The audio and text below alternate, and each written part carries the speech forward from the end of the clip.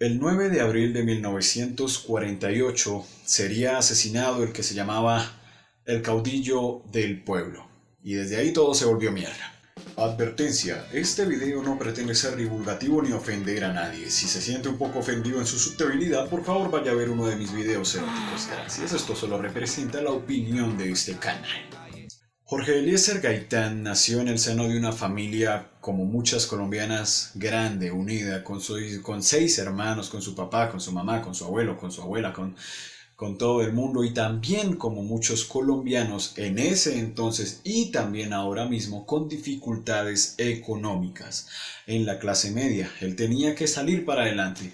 Y sin embargo, su mamá le dejó una de las grandes herencias que se le puede dejar a una persona: la educación, porque a usted no le pueden quitar lo que aprendió, hermano. Así a Gaitán se le inculcó esta semilla del conocimiento, de la educación, y fue aprendiendo hasta convertirse en un abogado de la Universidad Nacional de Colombia. También obtuvo un doctorado en Italia, magna cum laude en jurisprudencia. Así que con todo este conocimiento, toda esta universalidad que adquirió, Gaitán se volvería una persona que le importaban las demás personas. Así que volvió a denunciar cosas, casos de corrupción administrativa y también hechos como los ocurridos en la masacre de las bananeras. Por eso se volvió el caudillo del pueblo, porque estaba del lado de la gente, del lado de las personas, y la gente lo percibía así. Ahora, Gaitán no tenía esa rosca que tienen muchos y tenían muchos para llegar a ciertos lugares políticos, a ciertos puestos, sino que él se lo ganó con tesón, con el favoritismo de la gente, con inteligencia también para llegar ahí. Por eso, Gaitán llegó a ser representante a la Cámara, también fue alcalde de Bogotá, también fue el presidente del Partido Liberal, presidente del Senado, también fue senador por Nariño, también fue ministro del Trabajo y también fue pues obviamente candidato presidencial. Era más que obvio que Gaitán iba a ser el nuevo presidente de Colombia.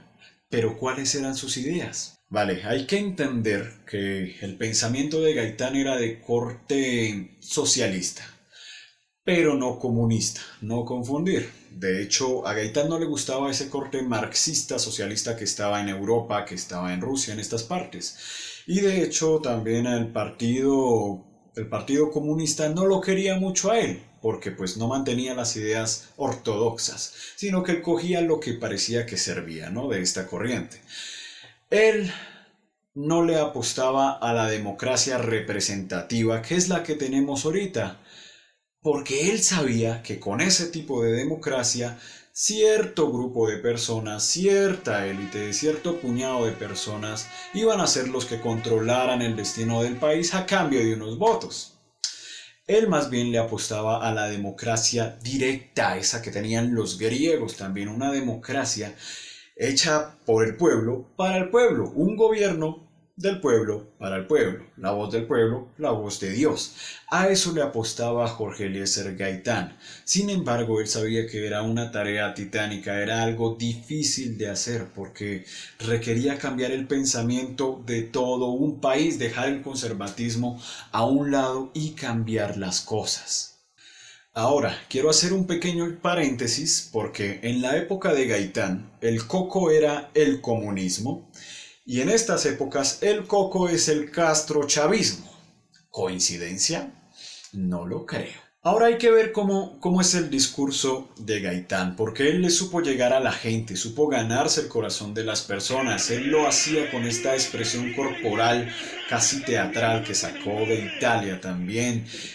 Lo hacía con ese tono de voz firme, con esa voz cargada que le llegaba a la gente y los dejaba escuchando, con ese discurso que estaba cargado pues de retórica, de humor, de ironía, que la gente entendía, porque él era capaz de llegarle a la verdulera, al embolador de zapatos, a la persona que lo necesitaba. Su discurso era totalmente populista, pero tal vez cargado de buenas intenciones. Una de las jugadas de Jorge Eliezer fue, por ejemplo, la marcha de las antorchas. Imagínese usted Bogotá como con un río de fuego, las calles de Bogotá como si fueran un río de fuego, como él decía, con miles y miles de antorchas encendidas. También la marcha del silencio, todas estas cosas que le llegaron a la gente alrededor del país, en todo el país. Estas cosas hicieron que la gente se hiciera más cercana a la idea del gaitanismo, era algo distinto, algo diferente. Y bueno, la idea de las antorchas le ganó a él que le dijeran fascista, porque pues adivinen quién más en la historia utilizó las antorchas. Adivinen, adivinen. Pero este tipo de cosas fueron lo que le acercaron al pueblo, lo mostraron a él como una persona carismática. En ese momento, Gaitán se convirtió en un símbolo. En ese preciso momento, Gaitán ya estaba destinado a salir en un billete. En ese momento, Gaitán dejó de ser un hombre y se convirtió en un pueblo. Intermedio para no aburrirse presenta. Acaricia al peludo y suscríbete. Ahora, no hay forma de saber si Gaitán era consciente o no de que él estaba contribuyendo a la polarización del país, porque inconscientemente o no, lo hacía. La brecha entre conservadores y liberales era muy alta gracias a sus actos, y pues también a los del Partido Conservador. Sin embargo, lo sabríamos el día 9 de abril, cuando fue asesinado. Porque ese día, como dice Gabo en sus obras, el país se jodió. Y es que, si se miran las imágenes de archivo sobre ese día, podemos ver toda la ira que tenía la gente, todo ese movimiento, esa salvajía animal que tenía la gente en el momento de linchar a Roa Sierra y arrastrarlo desde la Plaza de Bolívar hasta el Palacio Presidencial, dejarlo ahí desnudo, vuelto nada, muerto. Toda la insensibilidad que tenía la gente, estaban en un estado totalmente animal. Y eso es lo que pasa cuando la gente se aferra a una idea, no desde la parte racional, sino desde la parte sentimental. En cuanto a las versiones de la muerte de Gaitán, hay varias. Una dice de que fue Roa Sierra quien actuó solo en venganza. Esa es la versión de la CIA, porque sí, la CIA ha metido sus narices en muchos países a lo largo de su historia. Otra versión dice que fueron los comunistas, otros dicen que fueron los conservadores, otros que fueron los mismos liberales, que fue una conspiración, mejor dicho. No lo sabemos, pero las horas siguientes, las 72 horas siguientes, el país entró en un periodo de violencia, en la época de la violencia que dejaría cientos de miles de muertos en este país y consecuencias como la aparición de guerrillas en Colombia que afligirían al país durante muchos años. Yo no puedo decir que el país hubiera estado mejor o no con Gaitán como presidente. No lo sabemos. Porque de igual manera, igual hubieran habido guerrillas, igual hubiera nacido un Escobar, igual hubiera nacido un Uribe, igual habría corrupción en este momento. Y no sabemos si sus ideas hubieran sido aplicables, si hubieran podido llevarse a la realidad, o si de por sí hubiera sido buen presidente. Es algo que no podemos saber.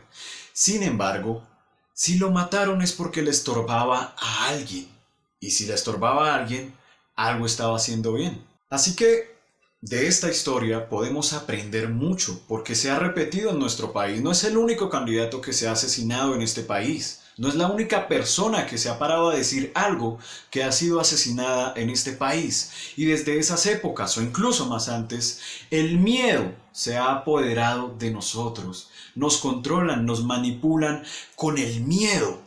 A mí eso de el comunismo es el coco o voten por mí o bien el comunismo me suena muy igual a voten por mí o esto se convierte en Venezuela.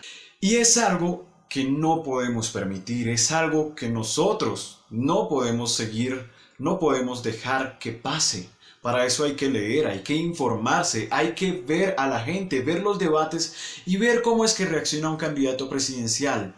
Saber qué es lo que nos ofrecen y sobre todo votar a conciencia, no regalar un voto. Gaitán quería que nosotros tuviéramos ese poder, que todo el mundo votara obligatoriamente, porque él sabía que el pueblo tiene el poder.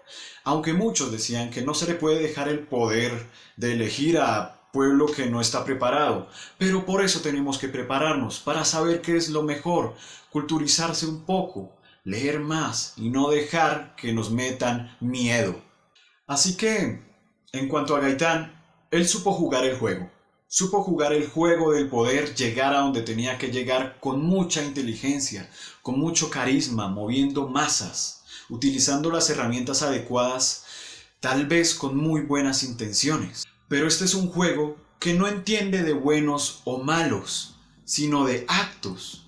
Por eso, cada persona que se sube al poder es la responsable de hacer el bien o hacer el mal.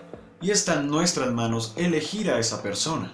Para finalizar, el panorama es gris, pero en lo personal yo confío que un día nosotros, al menos, estemos en el mismo equipo.